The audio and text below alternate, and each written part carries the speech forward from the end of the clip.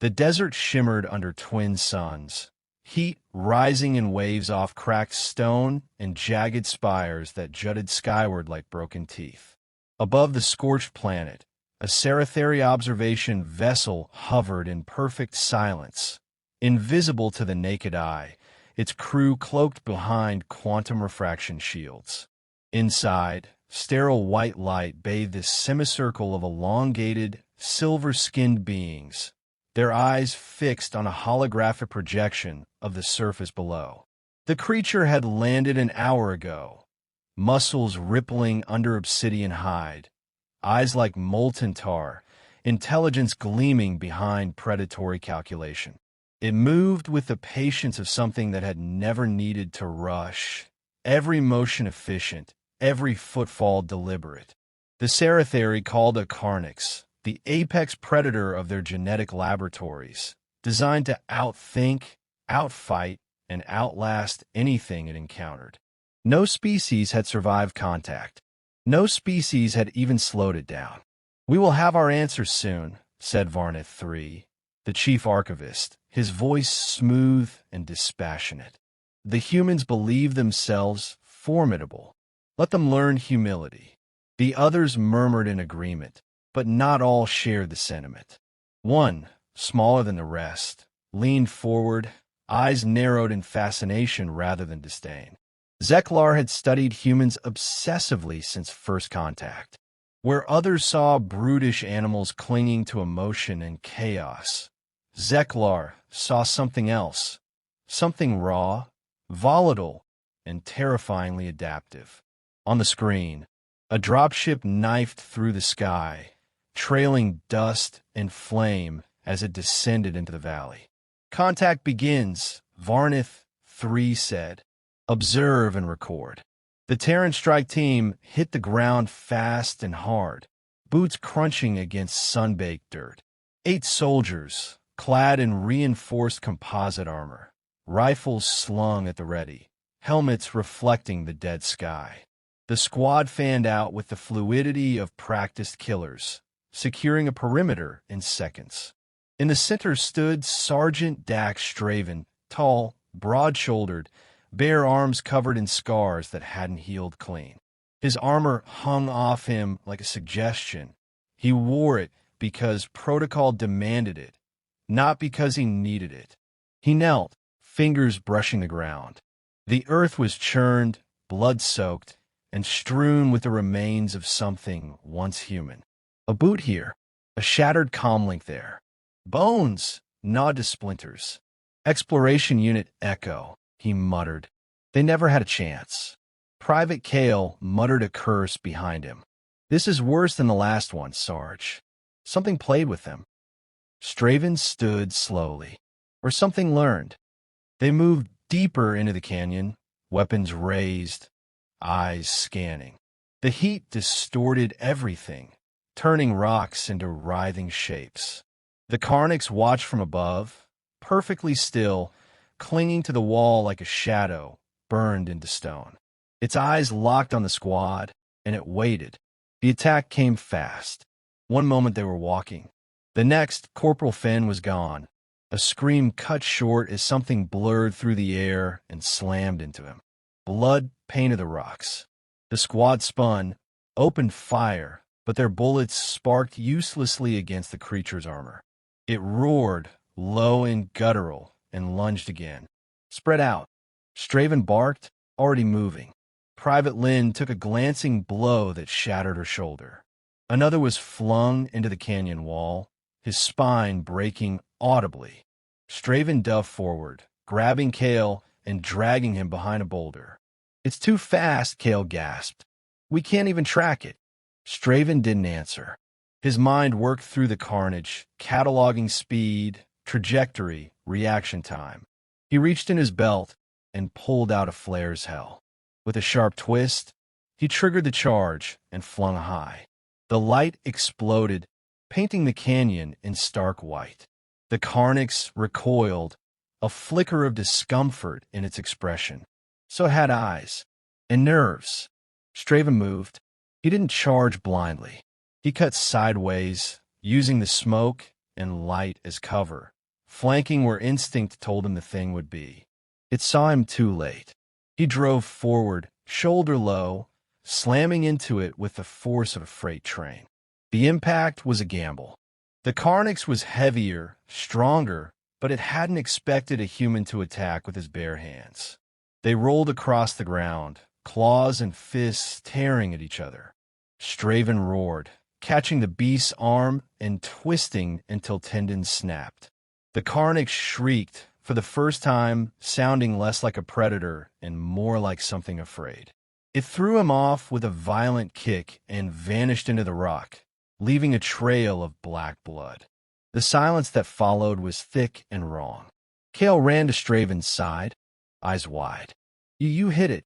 Straven wiped blood from his mouth, his breathing steady despite the bruises blooming across his body. "I made it bleed," he said. "Means it can die." High above, aboard the observation vessel, the Saratheri watched in stunned silence. "That's not possible," Varnith III said. Zeklar didn't respond. His gaze remained locked on the human, whose silhouette now stood alone in the carnage of his dead comrades, staring into the cliffs where the predator had vanished. He saw it. He analyzed it, Zeklar said, voice low, and he fought it. He should not have survived. No, Zeklar agreed. He shouldn't have. The humans regrouped 2 hours later in a natural alcove shielded by stone. Of the original squad, only 5 remained. Injuries were patched, weapons rechecked, and silence pressed heavy between them. Straven stood at the edge of the shelter, watching the horizon. "You should be dead," said Lieutenant Mara, a sniper with a permanent scowl. "Whatever that thing is, it's not natural." Straven didn't turn. "Neither are we." She scoffed. "Speak for yourself." He didn't argue. Instead, he bent to draw in the dirt with a piece of shrapnel, an outline of the creature, followed by weak points he remembered from the brief fight. Behind him, the squad watched, unsure whether to be inspired or unnerved. "Why aren't we retreating?" Kale asked. "Command's gonna nuke this valley anyway. We're just cleanup." "We're not retreating," Straven said quietly. "It's learning. Every second we wait, it gets smarter." "Then what?" Mara asked. "You think you can kill it?" "With your fists." Straven turned finally, eyes hard. "I don't need to kill it with my fists. I just need to remind it what fear feels like." No one spoke after that. Night fell, though on this planet it brought no relief. The air remained dry, electric with tension. The squad slept in shifts, weapons at the ready. Straven sat alone, sharpening a length of metal into a crude spike, his mind replaying every detail of the battle. He hadn't expected to live. He hadn't expected to win, either. Not yet. But he had learned something in the way it moved, in the way it recoiled. The Carnix was a perfect predator, yes, but perfection bred arrogance. And arrogance bred mistakes. Straven would find them. In the sky above, the Carnix perched in silence, watching. Its wounds pulsed with unfamiliar heat. Pain. The sensation confused it. No prey had ever fought back so violently. It had thought the humans soft. It had been wrong. Now it was curious. Now it would learn. In the observation ship, the Council debated data streams, arguing theories and counter-theories. But Zeklar remained silent, watching the human alone by the fire, eyes reflecting the flames. He leaned in, touched a control, and tagged the video feed. Designation updated, he whispered. Not prey, not subject. He paused. Apex. Far below, Straven looked into the night, sensing the eyes upon him. He smiled, but there was no humor in it. Only hunger. Let it come, he thought. He was ready. The sun had barely crested the rust-colored ridge when the Carnix returned. It didn't roar. It didn't leap from the shadows or attack with theatrical savagery. Instead, it came in silence, low to the ground, limbs folding with the grace of a panther. Its black eyes shimmered, not with fury, but with intent. It had learned something in their first clash. Pain, surprise, limitations, and now it would unlearn them. Straven sensed it before the others did, not through sound or sight, but an instinct, something buried deep in his blood, a primal heat that rose like a warning flare behind his eyes. He froze mid-sentence, spine straightening as his hand went to the jagged metal spike hanging from his belt. "Move," he said. Private Kale blinked. "What?" Straven was already up. "Now. It's here." The words had just left his mouth when a shriek tore through the canyon. Rocks exploded as the Carnix dropped from the ledge above, scattering dust and fire in its wake. It landed where Straven had stood seconds before, claws carving deep grooves into the stone. Panic ignited. The squad scrambled, taking up positions, weapons drawn. The creature moved like a phantom, slipping through the hail of bullets with impossible speed. Sergeant Rivas opened fire with a heavy repeater. The round stitched a line across the Carnix's flank. Black blood spattered the ground, but the creature didn't slow. Rivas shouted something, then was gone, impaled through the chest, and flung across the canyon like refuse. "Keep it distracted," Straven roared. He didn't wait for confirmation. He dashed forward, launching himself off a rock face and landing on the Carnix's back. It shrieked, twisting, but he locked one arm around its throat, the other driving his spike into a joint behind its shoulder. The metal bent, but held. The Carnix screamed, pure animal rage. It rolled, slamming Straven into the ground, but he clung tighter. "Fall back," shouted Lieutenant Mara from the ridge. "We can't hold it." "No," Straven grunted through broken teeth. "We end it now." But the Carnix bucked again, and this time Straven lost his grip. It flung him hard into a rock wall. Bones cracked. The world spun. When he opened his eyes, the creature was gone. The squad regrouped in the shelter of a collapsed ravine, breath ragged, bodies bruised. Only 4 remained. Kale stood over Straven, scanning his wounds. "You've got at least 2 broken ribs. Maybe more." "I'm fine," Straven muttered, trying to sit up. "You're bleeding internally." "I've bled worse." Kale shook his head. "You're not invincible." Straven said nothing. He didn't believe in invincibility, but he believed in the hunt, and he believed that something inside him had awakened when the Carnix first lunged. It wasn't fear. It wasn't rage. It was clarity, purpose, a dark, steady fire in his gut that whispered not to run, but to chase. "It's adapting," Mara said. "Did you see it dodge? It knew where we'd shoot. It's not just fast, it's smart. Smarter every time," Kale agreed. "We need a call on the nukes. Let command wipe the whole zone." "We can't," Straven said, forcing himself upright. "Not yet." Mara stepped forward, jaw tight. "Why? What more do you need?" "A full body count." Straven looked her dead in the eye. "Because if we don't figure out how to kill it, someone else will face it again, and they won't even see it coming." She didn't argue. Not because she agreed, but because she saw something in his face that silenced her. A look not of anger, but of certainty. Something had shifted in Straven, and she didn't know whether to trust it or fear it. Above them, unseen, the Seratheri watched. Varnith, 3 paced inside the observation vessel, skin vibrating with unease. The experiment is compromised. The Predator has failed to eliminate the test subjects. We must terminate the trial before the data spreads. Zeklar stood apart, eyes locked on the feed of Straven's bruised, bloodied form. "You mistake what you see. This is not failure. This is revelation." "Revelation?" Varnith 3 spat. "That our perfect weapon can be injured? That prey can resist?" Zeklar nodded slowly. "Exactly that. The Carnix has never known challenge. Now it does, and in response, it evolves. But so does the human. Observe closely. The Carnix learns through instinct. the human through pain. One is an apex built, the other an apex born. Varnith, 3 hissed. Shut it down. Zeklar didn't respond. Later that night, the canyon was silent again. Fires crackled in a small pit as the survivors sat, weapons within arm's reach.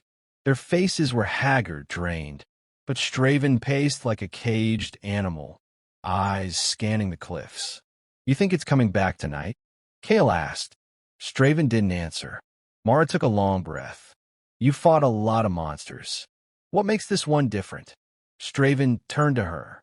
Because it thinks it's the only one. The fire popped. No one spoke after that. Hours passed. Then, with a whisper of sand, the Carnix returned. It didn't rush this time. It watched from the shadows, studying. Its wounds had begun to close. It moved with less pain, more purpose. The humans, it noted, had not run. Interesting. Risky. Straven met its gaze. Across the firelight, their eyes locked. He stepped forward. The Carnix moved. It burst from the shadows, claws flashing, but this time Straven didn't dodge. He lunged straight into the attack, twisting low, driving his shoulder under its arm and slamming the creature into the canyon wall with such force the stone fractured. The squad opened fire. Bullets hammered the creature's side, but Straven barely noticed. He was too close. He gripped its neck with both hands, pulling it down. The Carnix lashed out, claws tearing his back, but Straven didn't let go. He screamed, not in pain, but in defiance, and drove his knee into its gut. Bones cracked. The Carnix tried to retreat, but Straven dragged it back. Not this time, he growled. He slammed his fist into the wound he'd made earlier. Again and again. Flesh gave way. The Carnix roared, its shriek echoing through the canyon. Straven's hands were soaked in blood. His own. The creature's. It didn't matter. He pushed the beast down, forcing it onto the ground, pinning it with his weight. You feel that, he hissed. That's fear. The Carnix shrieked and twisted, but for the first time, it struggled without dominance. It struggled like something that understood death. And the Saratheri watched in horror. This isn't possible, Varnith 3 whispered. Zeklar leaned forward, his voice reverent. It is, because we misunderstood the human. We thought them weak for their pain, for their emotion. But pain is not weakness. It is instruction. It is memory. On the canyon floor, Straven raised the spike one final time. The Carnix thrashed, but it was too late. The weapon came down. Silence followed, the kind that stretched, thick and final. Straven knelt over the body, blood running from his mouth, his arms, his knuckles. Behind him, the squad stared in disbelief. The creature lay still. Straven looked up at the ridge where he knew, somehow, he was being watched. He spat blood into the dirt. I hope you saw that, he muttered. And he smiled, not because he had one, but because he knew it wasn't over yet. The wind howled through the canyon like a mourning spirit, curling around the broken rocks and blood-stained earth where the Carnix had fallen. Its massive corpse lay twisted, dark ichor congealing beneath it, steaming faintly under the desert night. The squad stood still, waiting for something, confirmation, perhaps, that the nightmare was truly over. Straven didn't wait. He staggered from the carcass, every step a struggle. His body was wrecked, ribs shattered, flesh torn, skin purple with bruises. But his eyes burned, not with triumph, not even satisfaction, only vigilance. A primal alertness that couldn't be extinguished by mere victory. Is it dead? Kale asked cautiously, rifle still trained on the unmoving body. Straven didn't look back. Not the question you should be asking. Mara wiped blood from her cheek. Then what is?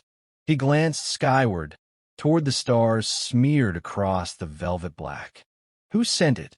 The others fell silent. They hadn't thought beyond survival, beyond killing the monster. But Straven had. He'd seen the intelligence behind the creature's eyes, the tactical shifts in its behavior. It hadn't just hunted, it had calculated, adapted, it had learned. And no wild animal did that with such precision. The Carnix hadn't been born from nature. It had been made. And something, somewhere, had been watching. The squad set up a temporary perimeter, but sleep was out of the question. They were too raw, too alert, nerves buzzing like live wires.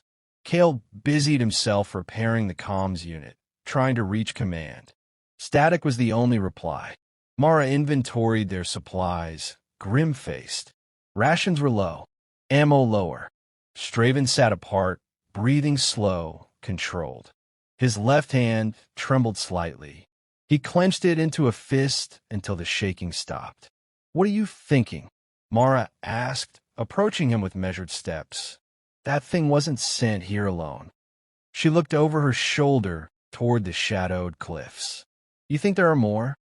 "I know there are." She sat beside him, armor groaning softly. "Then why hasn't another attacked?" "Because the first one was a test." He turned to face her. "And we passed." Her brow furrowed. "You think someone was evaluating us?" Straven nodded. "No, evaluating me." Before Mara could answer, Kale shouted from the ridge, "I've got something." They scrambled up the slope to find Kale hunched over the comm panel. The screen flickered, feeding through a low-resolution burst transmission. The image was grainy, but it was unmistakable. A sleek, black vessel descending through atmosphere. Angular, alien, purposeful. It wasn't human. Mara cursed under her breath. "Inbound." Kale nodded grimly. "Landed 3 clicks east. No identifying markers. No transponder. No open channels." Straven stared at the screen, unblinking. "It's not a retrieval ship." "Then what is it?" Straven's voice dropped low. "An escalation." They packed up within minutes. The sun had barely begun to rise when they crested the ridge eastward. The air shimmered with tension. Each man and woman in the squad walked with a heaviness of unspoken understanding. They were past the point of retreat. This wasn't just a survival op anymore. It was a confrontation, a reckoning. As they approached the impact site, the terrain shifted. The earth was scorched, dust fused into glassy sheets beneath their boots.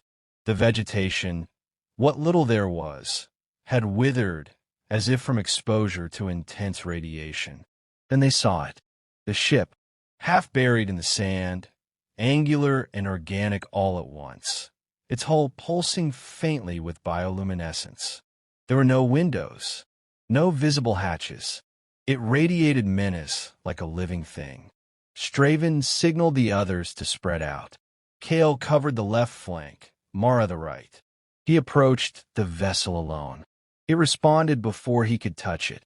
A seam split along the hull, unfolding like the petals of some alien flower. Inside was darkness, impossibly black, swallowing all light. Straven didn't hesitate. He stepped in. He emerged into a chamber humming with energy, the walls smooth and metallic, yet somehow pulsing with life. It felt like being inside a living heart. No screens, no controls. Just a single, elevated platform in the center, and upon it a figure. Not a creature. Not quite. It stood taller than a human, draped in layered metallic robes that flowed like liquid steel. Its face was obscured beneath an ornate mask, etched with symbols Straven didn't recognize but instinctively understood. Dominance, design, hierarchy. "You are the apex," the being said, not in a voice, but a resonance that vibrated in Straven's skull. "You sent it," Straven growled. "We created it. It was imperfect. You were watching." "Yes. And you passed." Straven's hands flexed. "So what happens now? You send another?" "A bigger one." The being cocked its head. "Why would we, when you are clearly the superior predator?" It stepped down from the platform, slow and unthreatening. but there was something about its movement that made Straven's blood chill. Controlled, calculated. Every gesture spoke of power long practiced. "You misunderstand your place in this," it said. The Carnix was not sent to conquer you. It was a lens, a test. One you answered with violence, ingenuity, resilience. Straven stared. "And now you want what? My cooperation?" "No, the being stepped closer. Your allegiance." Straven's eyes narrowed. "I don't kneel." The being's mask tilted. "Then fight for us. Not as a subject, as a weapon." Straven was silent for a long time. Then, slowly, he stepped forward and spat at the being's feet. "You think because I tore your pet apart, I'll help you? You think I'm yours now?" The air grew still. The being didn't flinch. "Then consider this your second test." The walls pulsed. The chamber rippled. And in a flash of light, the world dissolved around him. Straven stumbled, blinking. He was back outside, in the canyon, but it had changed. Kale, Mara, the squad, they were gone. In their place, dozens of Carnix stalked the ridges, all of them watching him, waiting, and the stars above moved. Fleet lights, dozens, hundreds, looming. Straven clenched his fists, his body broken but unbowed. They wanted a weapon? They would learn the hard way. Some things cannot be tamed, only survived. The ground shuddered beneath Straven's feet, not with the tremble of seismic instability, but the synchronized, precise footfalls of the Carnix horde encircling him.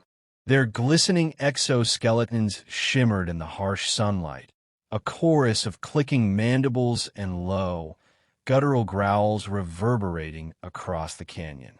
Dozens of them, maybe more, closing in with the patience of a predator that knew it had already won. Straven stood alone. No squad, no backup. His body screamed with pain, ribs still splintered, blood dried into black smears down his chest and arms. Yet he didn't waver. He could feel them watching, not just the creatures, but the ones behind them, the architects of this trial. The fleet above gleamed like silent gods orbiting a forgotten world, their judgment passed down through monsters. He let out a long breath, every muscle in his body coiled like a spring. He had no illusions about survival, but this wasn't about living. It never had been. It was about what message he'd leave behind. The first Carnix charged.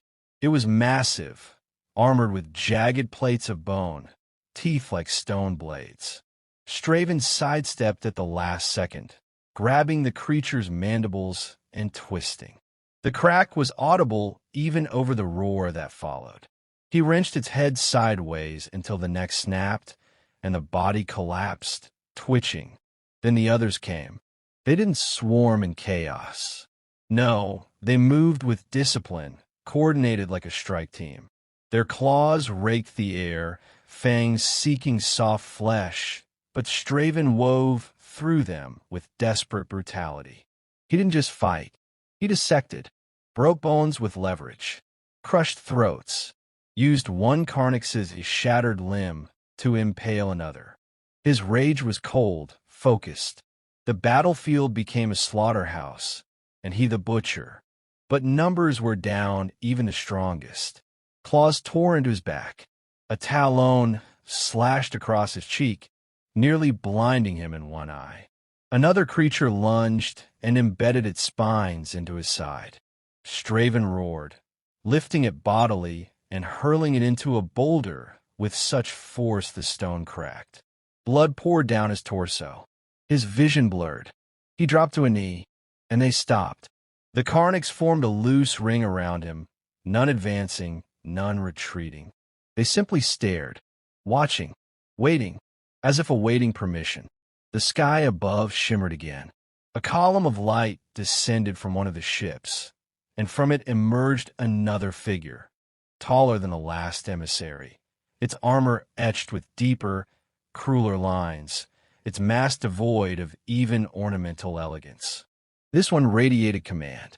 "You prove persistent," it said, stepping onto the battlefield as if it were a parade ground. Straven spat blood. I've been called worse. You misunderstand. This is not an insult. Persistence is a rare commodity, one we value. Straven looked around, chest heaving. You send monsters. I tear them apart. You send more. I keep going. What's the point? What do you want me to break? The figure stopped a few feet away, folding its hands. Not break. Understand. You're the outlier. The one species we could never truly account for. Not because of intelligence. Not because of tools. But because of refusal. You refuse extinction, domination, even logic. You reject it all to win. Straven laughed, though it hurt. So now you want to hire me? No. We want to stop fearing you. The words settled into the dust like stones. For centuries, the figure continued. Your kind has disrupted the order. Not with numbers, not with strength, but with something else. Something we cannot replicate. Straven's eyes narrowed. You're scared. Yes. And that is unacceptable. A silence hung between them, heavy as gravity. Then Straven stood. Every inch of him protested. But he stood. So what now? He asked. You kill me? Replace me with another? Try again. The figure paused. You misunderstand again. We do not intend to kill you. We intend to learn. If one of you can do this, there may be others. You want to study me? No. We already have. Straven's eyes darted upward. Above the canyon rim, shapes moved, pods descending. Small, spherical, each containing something. Or someone. The first cracked open. Mara stumbled out, disoriented, bruised but alive. Then Kale. Then others. From other squads. Other species. Survivors. Prisoners. Lab rats. Mara locked eyes with Straven, horror blooming as she took in the carnage, the wall of dead carnix around him. Her lips moved, but no sound came out. Straven turned back to the figure. You're trying to breed an army. Using us. Not breed, it replied. Inspire. It pointed to the survivors. What they see today becomes myth. Myth becomes belief. Belief becomes fear. And fear is a weapon. Straven's fists clenched, blood dripping from his fingertips. You want to make me your legend? The figure nodded. And we will, willingly or otherwise. Then something changed. The light shifted. A vibration began beneath their feet. Not mechanical, but organic. The carnix froze. The air buzzed. And from the canyon mouth, a new shape appeared. It wasn't like the others. It moved with awkward grace, limbs forming and reforming. A hybrid. Bone, metal, flesh, something cobbled together in mimicry of human form. Taller than Straven, but its face was his. Twisted, alien, synthetic. They had copied him.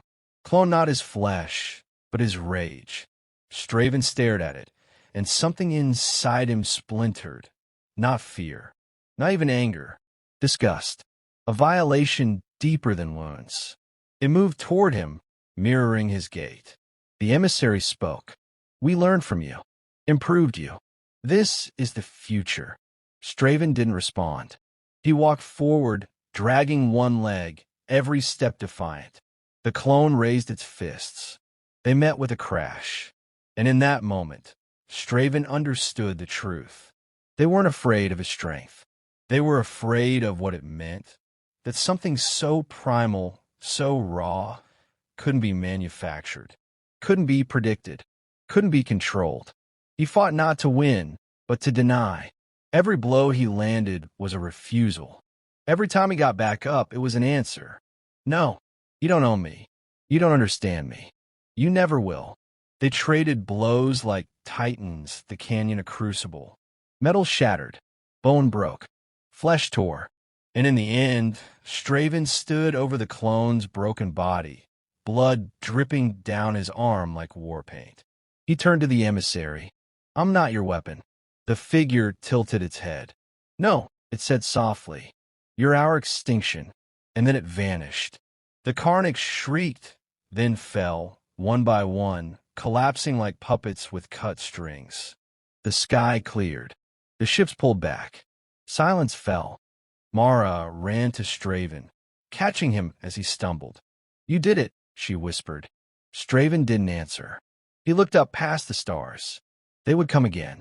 But next time, they would know what waited for them. Not a species, not a soldier, but a warning, one they would never forget.